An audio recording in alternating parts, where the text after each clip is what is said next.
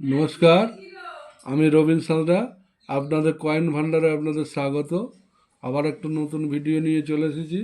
4 আনা 14 আনা এর ওয়েট হচ্ছে প্রায় 3 গ্রামের কাছাকাছি। এই যে 3 গ্রামের কাছাকাছি 14 আনা 1955 সালটা ভালো করে দেখে নিন। 1955 সাল, একটু স্কেয়ার মাল এটা। 1955 সাল, এটা কলকাতা মিন্ট। বম্বে মিন্টের যদি থাকে এটা আমি ভালো টাকা দিয়ে কিনছি, আপনাদের কাছে যদি থাকে। তবে এটা হচ্ছে ফাইন কন্ডিশনের মাল।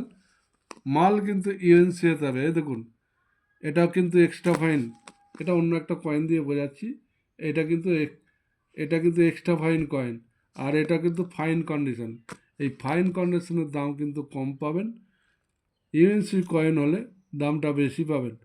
এই বম্বে মিন্ট হচ্ছে এইখানে একটা ডায়মন্ড চিহ্ন থাকবে সালের নিচে, সেটা আমি ভালো টাকা দিয়ে কিনছি। আমার কমেন্ট বক্সে এর দাম দেয়া থাকবে।